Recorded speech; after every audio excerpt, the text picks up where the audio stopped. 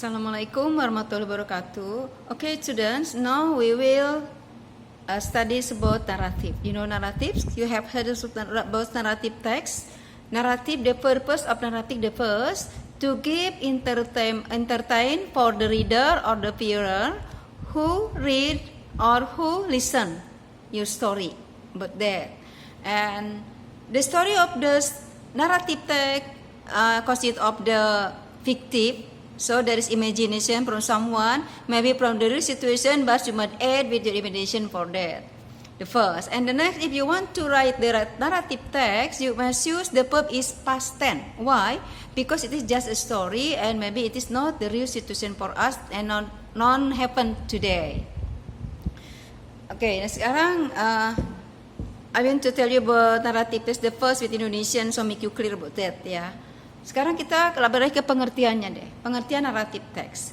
Naratif adalah rangkaian satu jenis teks ya. Jadi menceritakan akan peristiwa dengan sistem kronologis atau saling terhubung. So connected the first story for the next story. Lalu sifatnya seperti apa? The characteristics of that is imaginative. Jadi there is no true situation or no true story for our life, but it is just imagination. And what is purpose for that atau tujuannya adalah untuk menghibur audiens ya atau untuk menghibur para pembaca. Berikutnya, bagaimana akan ceritanya dalam teks naratif? Cerita disajikan secara berurutan dari satu kejadian ke kejadian lain sehingga nanti terbentuk sebuah kisah yang terpadu. Lalu model penceritaannya seperti apa? Nah, kalau kau perhatikan, teks naratif itu selalu menceritakan tentang sebuah topik yang dilakukan oleh tokoh atau pelaku dengan berbagai karakter. Makanya pada teks yang satu ini terdapat konflik kejadian sebab akibat ya.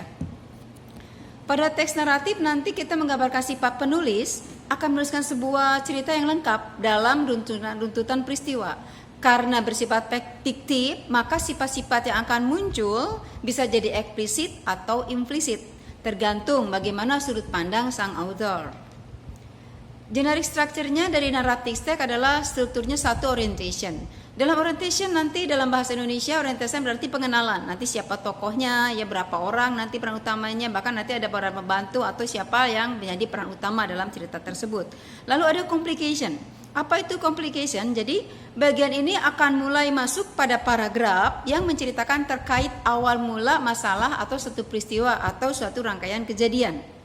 Lalu ketiga resolution. Resolution itu adalah akhir dari cerita atau kesimpulan dari cerita, the result of the story may be bad ending or happy ending.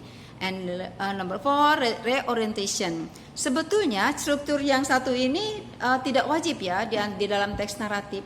Namun umumnya kalimat dalam paragraf ini akan menceritakan kondisi terakhir sang tokoh dalam cerita. Atau bisa juga berisi tentang pelajaran dan pesan moral yang dapat diambil oleh pembaca untuk diimplementasikan dalam kehidupan nyata, baik itu contoh moral yang baik atau yang perlu kita tiru atau tidak ya. Nah, sekarang kita ke ciri-cirinya. Ciri-ciri naratif teks itu adalah sebagai berikut. Umumnya naratif teks menceritakan sebuah kisah yang sudah terjadi pada masa lampau, sehingga kadang kita dimulai dengan once upon a time atau some years ago. Jadi jarang diungkap dengan tahun, karena tahun itu kan pasti ya. Kalau once upon a time atau some years ago kita tidak tahu tahun berapa. Lalu biasanya teks naratif adalah berupa cerita-cerita yang populer di kalangan masyarakat umum seperti kisah The Mouse Deer and Crocodile, lalu The Rabbit and the Turtle, etc. Itu bentuknya yang fable. Lalu ada pasti kamu juga tidak asing dengan kedua tokoh naratif dalam bahasa Inggris tersebut, bukan? Misalnya pernah mendengar Cinderella, nah itu juga naratif. Atau pernah Snow White, itu juga naratif ya. Naratif teks tak jarang dibagi ke dalam beberapa sequel ya, baik yang sederhana maupun kompleks. Artinya ada beberapa teks naratif yang memang cerita dibuat secara bersambung atau berkelanjutan antara bagian satu dengan yang bagian lainnya.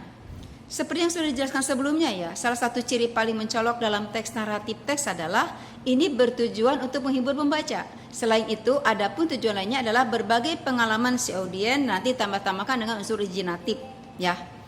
Nah, sekarang apa sih variasinya atau jenis-jenisnya? Variety of narrative text adalah satu fairy tale, lalu ada folk tale, ada legend, ada mitos, ada science fiction, ada romance, ada horror stories, lalu ada fable, ada history, ada slice of life, dan ada personal experience.